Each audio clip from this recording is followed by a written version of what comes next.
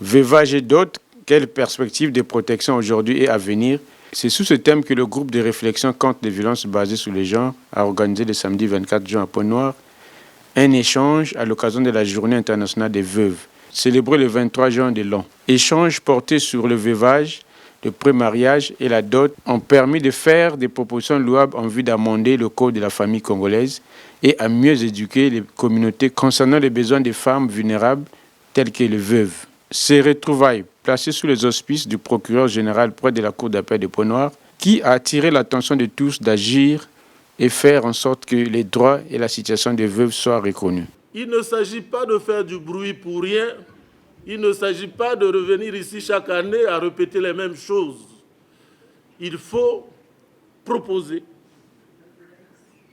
critiquer, suggérer, susciter la réaction du législateur afin qu'il puisse arrimer aux questions, à la réalité actuelle, aux problèmes sociaux actuels des veuves.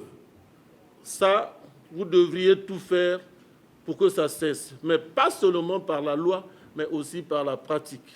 Après l'ouverture, place aux échanges animés par Claude Coelho, bâtonnier national, sur les différents types de mariage dans le pré-mariage, et Christine Ngoma Manyongi, point focal Brazzaville, qui a exposé sur la situation des veuves et les actes de violence.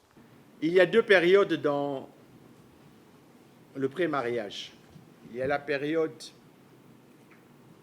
fixée juste par l'article 126 de 5 ans. Les régimes matrimoniaux, c'est un régime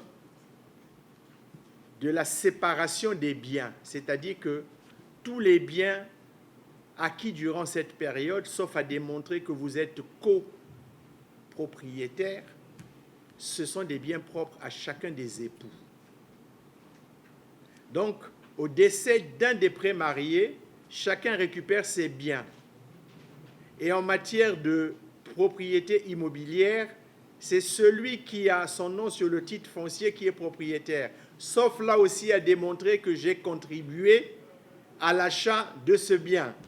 C'est pourquoi je parlais d'apport en industrie, mais ce n'est pas prévu par la loi. Tout auteur de violences liées au veuvage et aux successions, sous quelque forme que ce soit à l'égard de la veuve, des orphelins ou de tout autre héritier, est puni d'un emprisonnement de 2 ans à 5 ans et d'une amende de 500 000 à 5 millions de francs.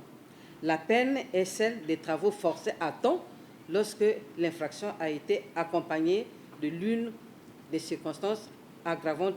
Voilà globalement ce que les lois prévoient. Nous les avons pour l'instant.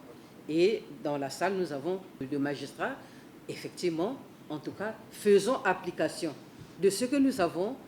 Et j'allais dire, peut-être on avancera dans la protection des droits des veuves et des orphelins. Ces deux thématiques ont suscité des débats enrichissants. Ces participants ont souhaité que les propositions faites au cours de ces retrouvailles soient mises à la table des législateurs en vue de trouver des solutions à ces problèmes qui minent le quotidien des veuves congolaises. Une participante a salué cette initiative. Nous avons beaucoup apprécié le fait que ce matin, nous avons été beaucoup édifiés par les lois que nous ne connaissons pas, qui ont été mises à notre disposition. Nous avons été édifiés aussi par la présence des mamans. Il y a des mamans qui ont pleuré dans la salle parce qu'elles ont été violentées par la belle famille qui les a mis dehors, alors que ces mamans ont souffert avec leur mari et tout. Donc nous sommes là, c'est pour lutter contre ces violences. Pour la présidente du groupe de réflexion contre les violences basées sur le genre, la situation de la veuve devrait interpeller plus d'un citoyen. Le fait que chacun soit peut-être face à ces situations-là aussi avec un proche quel qu'il soit, fait que la question prend un peu plus d'importance. Et ça, c'est quelque chose de positif pour notre événement de ce jour. Ça, c'est la première chose. La deuxième chose, c'est que, comme on vous l'a dit, nos textes de loi ne protègent pas encore suffisamment les personnes. Et peut-être qu'il y a cette déception, j'ai envie de dire ça comme ça, de personnes qui se disent, bon, ben, nous allons voir les tribunaux, il n'y a pas de texte vraiment pour nous, à quoi ça sert réellement d'y aller. Et nous sommes là aujourd'hui justement pour rassurer les personnes, pour leur dire que nous sommes là, que nous sommes en train de continuer à réfléchir pour pouvoir trouver les solutions efficaces. Nous nous sommes engagés à nous fixer un ton pour pouvoir bouger les choses et réécrire certains aspects du Code de la famille pour envisager une protection efficace des personnes. Au terme de ces retrouvailles, les participants ont émis le vœu que ces propositions soient transmises aux législateurs en vue d'amender le Code de la famille congolaise.